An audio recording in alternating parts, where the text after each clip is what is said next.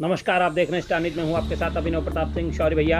UP की प्रमुख खबरों के बुलेटिन में आप सभी दर्शकों का एक बार फिर से स्वागत है। उमेश पाल हत्याकांड में अतीक अहमद के शूटर अब्दुल कबीर पर बढ़ाया गया इनाम, 18 साल से फरार है। यूपी के प्रयागराज में 24 फरवरी को हुई उमेश पाल की हत्या के मामले में आरोपी माफिया अतीक अहमद के शूटर अब्दुल कबीर पर आईजी प्रयागराज रेंज ने इनाम की राशि बढ़ा दी है। अब उस पर 50,000 का इनाम घोषित किया गया है, जो कि पहले 25,000 था। अब्दुल कबीर पर 5 आपराधिक मुकदमे दर्ज हैं। राजूपाल हत्याकांड में उसका नाम आया था और इसी के बाद से वो फरार है। 18 साल से फरार अतीक अहमद के शूटर को यूपी पुलिस के साथ साथ सीबीआई को भी तलाश है। अब्दुल कबीर पर हत्या के 2, हत्या के प्रयास का 1 और विस्फोटक अधिनियम के तहत 2 केस दर्ज हैं। वो कौशाम्बी के पश्चिम का रहने वाला है।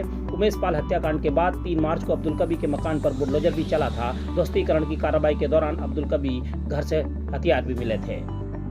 काशी विश्वनाथ मंदिर प्रशासन द्वारा मंदिर में दर्शनार्थियों की बढ़ती गर्भगृह के अंदर स्पर्श दर्शन करने पर शुल्क के प्रावधान की व्यवस्था बनाई जा रही है। स्पर्श दर्शन करने वाले श्रद्धालुओं से 500 से 1,000 रुपए तक का शुल्क लिया जा सकता है, जिसका प्रस्ताव मंदिर प्रशासन द्वारा काशी विश्वनाथ न्यास परिषद को दे दिया गया है।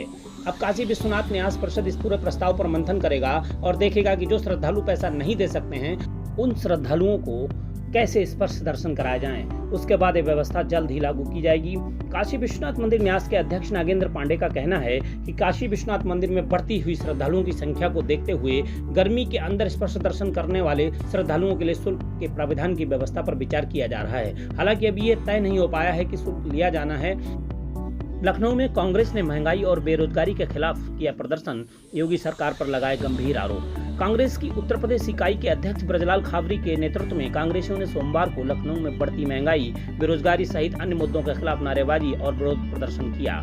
पार्टी प्रवक्ता ने बताया कि पूर्व निर्धारित कार्यक्रम के तहत झंडे और तख्तियां लिए कांग्रेस कार्यकर्ताओं ने विरोध प्रदर्शन के लिए पार्टी मुख्यालय से राजभवन की ओर बढ़ना शुरू किया, लेकिन बड़ी संख्या में तैनात पुलिस ने उन्हें रोक दिया, जिसके कारण हंगामा हो गया। राजभवन की ओर बढ़ने से रोके जाने पर पार्टी कार्यकर्ताओं ने विरोध प्रदर्शन शुरू कर दिया और सरकार विरोधी नारे लगाए। इस दौरान प्रदेश कांग्रेस अध्यक्ष ने कहा, इस भाजपा सरकार ने लोगों की आवाज को कुचलने के लिए पुलिस की मदद ली है। केंद्रीय मंत्री नितिन गडकरी ने सोमवार को उत्तर प्रदेश में कानून व्यवस्था की स्थिति को नियंत्रित करने के लिए मुख्यमंत्री योगी आदित्यनाथ की प्रशंसा करते हुए उनकी तुलना भगवान श्री कृष्ण से की। अपनी पत्नी से हाल में हुई बातचीत का हवाला देते हुए केंद्रीय मंत्री ने कहा, मेरी पत्नी ने मुझसे पूछा कि उत्तर प्रदेश में क्या हो रहा है। उसने मुझे महाकाव्य भगवद गीता के बारे में बताया, जिसमें भगवान ने कहा है, जब भी अन्याय होगा वो अवतार लेंगे और बुराई का अंत करेंगे। गडकरी ने मंच पर मौजूद मुख्यमंत्री आदित्यनाथ से मुताबिक होते हुए कहा, जैसा भगवान श्री कृष्ण ने किया, योगी जी भी सज्जन लोगों की सुरक्षा के लिए उसी तरह से काम कर रहे हैं। अत्याचार होता है तो मैं अवतार लूंगा और दुष्टता को और दुर्बलता को मैं पूरी तरह समाप्त करूंगा। ऐसा जिस प्रकार से श्री कृष्ण जी ने कहा और किया था, उसी प्रकार से योगी जी ने जो दुष्ट प्रवृत्ति के लोग थे, जो समाज के लिए घातक थे, जो सज्जन लोगों पर अन्याय अत्याचार करते थे, उन सज्जनों के रक्षणार्थ जो उन्होंने बहुत ही कठोर कदम उठाया है, इसके लिए व्यक्तिगत रूप से और देश की जनता की ओर से मैं योगी जी का बहुत बहुत अभिनंदन करता हूं, उनको धन्यवाद देता हूं। उमेश पाल शूटआउट केस में नामजद माफिया अतीक अहमद के नाबालिग बेटों के कथित तौर पर लापता होने के रहस्य से सोमवार को पर्दा उठ सकता था।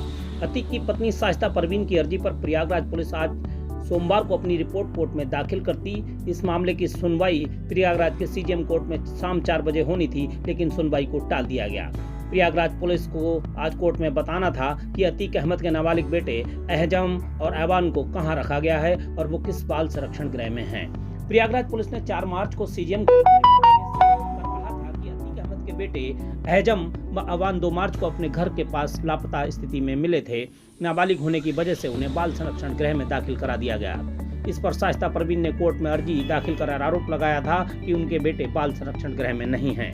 सीजीएम कोर्ट ने रिपोर्ट मांगी तो पुलिस की तरफ से जवाब दाखिल किया गया कि बेटे बाल संरक्षण गृह में ही हैं। हालांकि रिपोर्ट में साफ नहीं किया गया था कि बेटे किस बाल संरक्षण गृह में हैं। देश दुनिया की ताजा तरीन खबरों के अपडेट के लिए स्टार न्यूज चैनल के यूट्यूब पेज को सब्सक्राइब करना बिल्कुल भी ना भूलें। फेसबुक पेज को भी फॉलो जरूर करें।